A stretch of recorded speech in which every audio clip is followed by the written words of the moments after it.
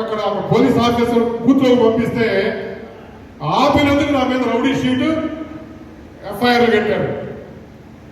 అడిగిన వాడు ఒక్కడు లేడు. ఇక్కడ ఇన్ఛార్జ్ కానీ క్యాండిడేట్ కానీ ఎవరు అడ్రస్ లేరు. ఇక్కడ ఎలా వస్తారు కార్యకర్తలు, ఎలా పనిచేస్తారు? అది దరిద్రం ఏంటో వైఎస్ఆర్సీపీకి ఈ మధ్య గొప్పగా ఎమ్మెల్యే గారు ఒక ప్రెస్ మీట్ లో చెప్పాడు, ఎవరైనా సరే నా ముందు బలాదూర్ ఫస్ట్ వచ్చిన నన్ను పంపాను, రెండోసారి వచ్చినప్పుడు ఇటు పంపాను, మూడో వాడు కూడా ఇంకో చోట పంపించాను. అది వాస్తు దోషమో లేకపోతే నిజంగా మన దరిద్రమో తెలియదు. ₹1 పంచుకోకుండా 72,000 వచ్చినటువంటి కుక్కల విద్యాసాగర్ వెళ్ళిపోయాడు. వాస్తవం కదా? రెండోసారి పట్టుదలతో చాలా కష్టపడి అహర్నిశలు కష్టపడి ప్రతి కార్యకర్త చక్రవర్తికి పడినా, ఇంకొకరికి పడినా, రామచంద్రరావు పడినా, సుబ్బారావు గారికి పడినా పడకపోయినా కష్టపడి గెలిపించాం. ఆయన వెళ్ళిపోయాడు.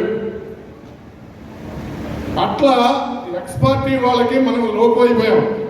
ముందు మనలో మనం ఐక్యతగా ఉండి మన యూనిటీ అనేది మనం నిలబెట్టుకుని మన యూనిటీ అంటే ఎక్స్ పార్టీ వాడికి తెలియపరిచిన రోజు మన పార్టీ ఇక్కడ నిలబడితే దమ్ముగా కూడా ఇది మా గెలుపు అని చెప్పి నెక్స్ట్ ఎలక్షన్ లో చూపిద్దాం. అంతేగాని ఎక్స్ట్రాలు అయ్యి నాకు తెలిసి దండం పెట్టి చెప్తున్నాం మీ అందరికీ, ఎక్కడ ఎక్స్పోజ్ అవ్వద్దు, మనం యూనిట్గా పనిచేద్దాం. అదే ఆయుధం మనకి. లేకపోతే చాలా ఇబ్బంది పడతాం ఈ నియోజకవర్గంలో. అదే సామాజిక వర్గానికి సంబంధించిన హామీలు మన పక్కన కూడా ఉన్నారు.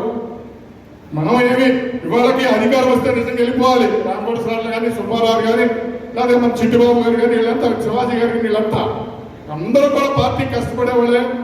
చాలా కొత్త మంది కూడా కొత్త వాళ్ళు కూడా చూశారు.